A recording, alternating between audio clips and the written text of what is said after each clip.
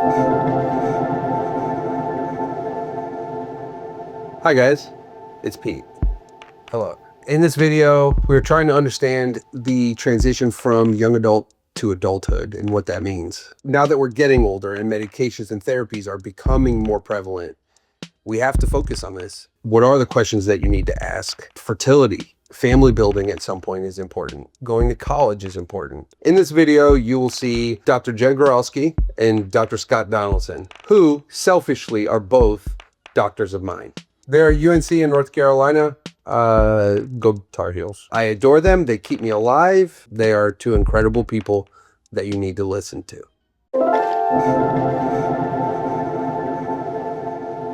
We are, I think, the most fortunate medical community in terms of the progress we've made, the medications that we have available to us now that can truly change lives. So I've been doing CF for a little over 30 years. When I started, patients would live into their 20s for the most part on average. Today, patients are living into their 60s and beyond.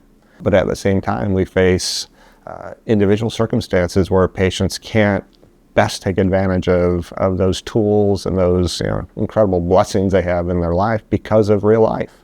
CF is an incredibly expensive disease to take care of, and that even in a society that's advanced with a good healthcare system, it's incredibly expensive, and that rolls down into everyday life where patients have to choose. Am I going to pay the electric bill? Can I pay the mortgage this month or pay the rent? Do I have enough food in the cupboard? And when people can't meet those basic needs of living, everything else falls apart. Just because someone carries it well doesn't mean it isn't heavy, right? And that kind of epitomizes what people with CF are doing and living with every day, right? And making adjustments to their work and school and life and family and friends. And on the outside, it looks okay. But, you have to dig deeper and find out what's going on. Adults will or will not do what they think is appropriate for their health, but they will do everything for their child, right?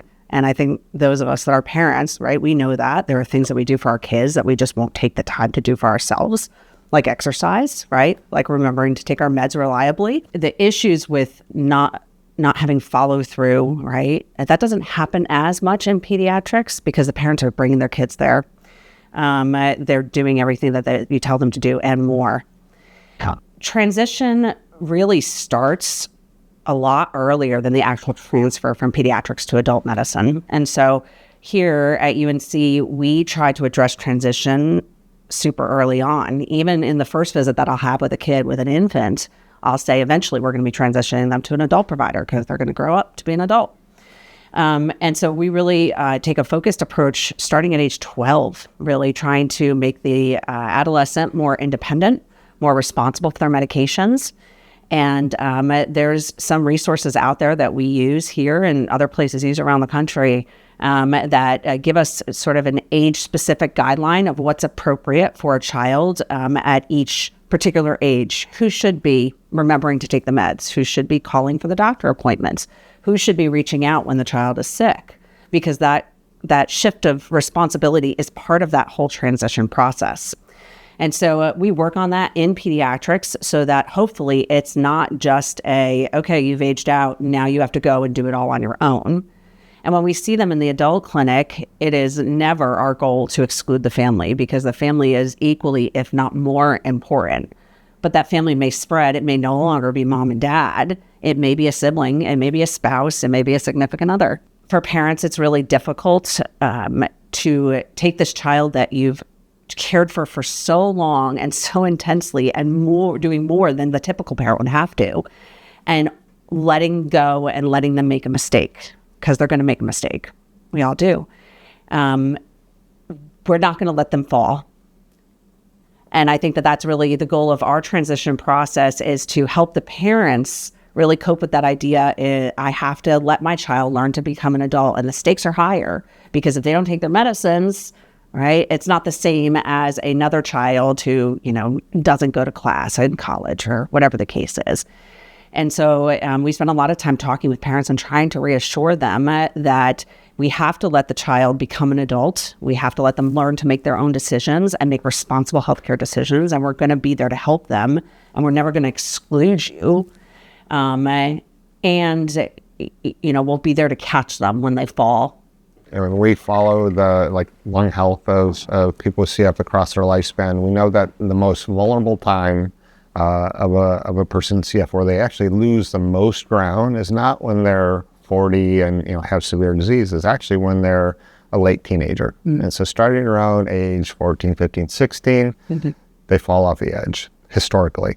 And maybe this has been blunted by the better therapies we have today, but we know that in an era where your outcome depended upon how hard you worked at your health, we saw teenagers, late teenagers, early 20s is when they really lost most of their ground at a time when they probably didn't need to. They were starting with normal lung function or near normal lung function at that point, but because of normal adolescence, they're fighting with their parents. They want autonomy just like every teenager. And it just manifests, if you have cystic fibrosis, it manifests as, I want control of my health too. I want to have control of when I'm going to do my treatment, if I'm going to do my treatment, if I'm going to exercise. And so, these kids are vulnerable, but the normal growing up process of being an adolescent it's a problem, and something that, our pediatric colleagues and our adult providers taking care of young people, young adults, address that, face that, and kind of fight that. I don't take care of kids. I only take care of adults. But the type of patients that I inherit from pediatric clinics and the relationship that they had with their parents, it's very interesting. There are a lot of patients whose parents, out of all the best intentions, out of incredible and rational fear over what the health of their kid is going to have hovered over them, controlled every aspect of their life. And some of those kids haven't grown up. So they are not as emotionally mature as a kid without CF who happens to be 18 or 19 years old. And they really aren't prepared for adulthood. They're not prepared to take care of themselves. And so the options are mom and dad continue to be sort of a incredibly involved parent in a 25-year-old now, or they sink or swim. They adapt or they don't adapt. I can remember so clearly a 17-year-old girl who was fairly healthy, and she told me that she could never imagine not living with her parents. And this is in the pre-modulator era, but she was still relatively healthy. And it's like, what are you talking about? How can you imagine not think about growing up? And she said, and she was one of those kids that her mom did everything for her out of a place of love, but she had no executive skills because of that. She couldn't face a problem and figure it out without reaching out to mom. And to me, that's really where transition fails, is when we can't get the parents to start taking steps back. And, if a kid who's 14 or 15 misses their pancreatic enzymes, one day, they're going to get a little bit of bellyache, some diarrhea, right? They'll learn that they've got to remember to take their enzymes. And so if we can help the parents start pulling back a little bit at lower stake things, it really sets the kids up for much better success. So you can imagine, though, when that's not done in a pediatric clinic, and now that young adult arrives in an adult clinic, the adult provider now has to take on that job of developing the kid. And this is, I think, at least a small part of that sense that going to the adult clinic no longer doesn't feel as warm and fuzzy, because perhaps it's not, but out of necessity sometimes. And so I love my patients every bit as much as Jen loves her pediatric patients, I can tell you that. But sometimes you have to approach it a little differently, because there needs to be a little maybe tough love to develop that person. And the recognition that they have autonomy, that they can choose not to do something. That's right. One of the stigmas that I think that we encounter in pediatrics is that the kids generally look healthy, right?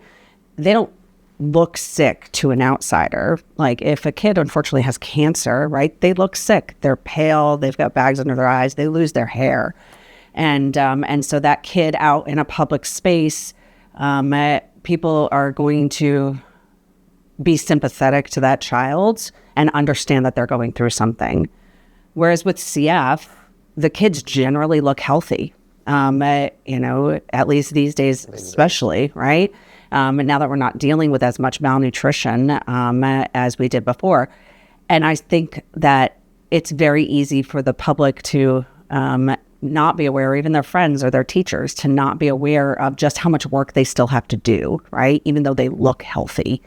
And that can be really challenging for them. And I think it's a very personal decision whether or not a family and a child choose to share with their friends, with their extended family, with their teachers about what the child is going through. What I find with most of the young kids is that they start off telling a few friends, and then they realize, hey, it's not such a big deal, right? And maybe that friend comes back with, oh, I have to take medication too for this different disease. And I think that helps in the not feeling alone. I think it really is also some of the hardest parts goes back to that adolescent time frame where being different is more problematic, right? Lots of kids don't want to be the ones to stick out. And so while some kids embrace their differentness, other kids really are challenged and don't want to do anything to be noticed. And so the question about coughing in public, in the setting of the recent pandemic, right, coughing in public has become a much different thing than it used to be. It used to be that parents would send not CF parents, but parents would send their kids to school with a cough or a runny nose, right? And no one thought different about it. And nowadays, it's much more, probably appropriately so, much more, hey, you've got a cold, you don't feel well, you should stay home, right? You should wear a mask, you should wash your hands. And so when people, even strangers in the supermarket or something, hear a kid cough, and it's that wet, sticky cough that we hear in CF, they can attach some kind of stigma to that and look at the parent. Why are you bringing your child out if your child's sick? And the child may not be sick. That may be their baseline cough, or they're recovering from an illness. Okay. And so equipping families with words that work, to acknowledge, if they choose to, they don't have to acknowledge, especially a stranger that comes at them with a question about their child's cough. But if they really want to engage with their friends, we work with them to say, well, how would you explain CF to your friends, right? What would you tell them about? For a lot of kids, it actually comes with the pancreatic enzymes, right? Because as they get into middle school, often the schools will allow them to take their enzymes by themselves and not have to go to the nurse to get their enzymes at mealtime. And so that's typically a point where kids, some friends might say, why are you taking those pills when we're starting to eat? And that opens up a conversation. And so we try to prep the families for how do we address that, to let folks know this is not something that you have to be worried about catching, that you can't catch CF from me, and I'm still your same friend. I was just thinking about, the loneliness thing and the feeling different. I think the other group that I think about are the 20-somethings who are single. Yeah. And how do people meet other people these days? It's online. Mm-hmm. And so, they're looking to have relationships. They're looking to have a life with somebody. Mm-hmm. And how, and this is not your person in your school who's always known you and always knowing you had CF. How do you, disclose mm-hmm. that I have this disease? If you're a man with CF, when do you tell them, guess what, I'm probably infertile? Mm-hmm. 99%. Mm-hmm. So I guess I think about a lot of the, young men and women as like, they're afraid of, or they struggle with when do you disclose that. They're worried about if they do start seeing somebody in a more serious relationship, don't go on Google for God's sake and look at cystic fibrosis, because what you're going to read is not me now, because I'm a lot healthier than those people online. So it's I think a real struggle that way too. It's really your growing comfort level, right? Some people are inherently more private than others, right? But there's nothing to be embarrassed about, right? And there are very, real and simple ways to explain to somebody, what CF is and how it affects the person, and how they can be supportive, right? So it's actually fun taking care of adolescents, because they will bring significant others to clinic, which is fun because, you may meet somebody for the first time, a significant other for one of your patients, and then never see them again. And you ask about them, and they say, "Oh, that was ages ago." I'm like, right, I forgot a 3-month time limit. Those 2 girlfriends ago. Yeah, exactly. Right, we're way past that. But I love when those friends or those significant others come to clinic, and we can just spread the word about that. Right, they can see the relationship that the patient has with their care team, and know just how important, we are in each other's lives. And, if they, then meet somebody else down the line who has CF, right? Maybe they're not so afraid about it, right? They're like, oh, I used to date someone who had CF, they're doing well now. And so it's fun when they bring those other teenagers in. The questions that they ask can be really entertaining. I'm just thinking about, a new patient I saw yesterday, and, who transfers here from super reputable place. Who's 22 years old. Oh, gosh. And it's our first visit, and, talk about fertility. And the answer is, well, I know there's something up with it, but I don't really know what or why or how bad is this likely to be. And so, it's shocking that how many, I'll say especially men with CF who are getting to adulthood who don't really know the scoop, which is kind of sad. And we have to do a lot better at that. And that is definitely something that should be addressed before the transfer to adult clinic. Yeah. That is, and pediatricians notoriously aren't really comfortable with talking about sexual and reproductive health, right? That's not typically a kid type topic, but a lot of clinics retain their CF patients throughout adolescence. They're 18, 19, 20. We typically here tend to make that transition official, usually after the first year of college, because they've sort of, conquered one very big life change, and we don't want them to have to move to a new clinic, in the midst of that. So we usually wait after the first year or two of college.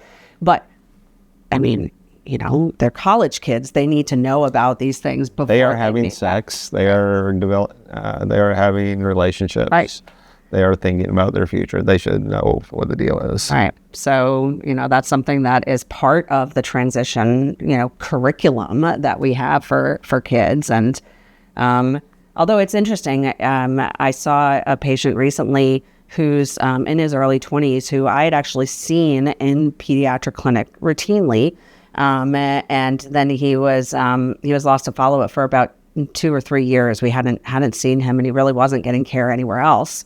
And so at his first visit, when he reestablished with us in the adult clinic, I said that to him. I was like, talk to me about fertility. Like, what do you know? And, he didn't remember. Right. And I knew I could go back in my notes and see where I had documented that we had these discussions. But, I think you can only take in so much at any clinic visit. Right. And, he might have been embarrassed to ask that, especially a male to a female physician, right? Embarrassed to ask for clarification or didn't know what to ask. And then by the time the next visit came around a couple months later, had sort of escaped him. And so, we went through the whole thing again and and the next time he comes back into clinic, I'll readdress it again because I want to make sure that he actually understands what we're talking about. And that's part of the reason for why we see patients as frequently as we do, right? Is because you can't do everything at just one visit, right? You can't answer all the questions, and then people can't retain that much information. Yeah.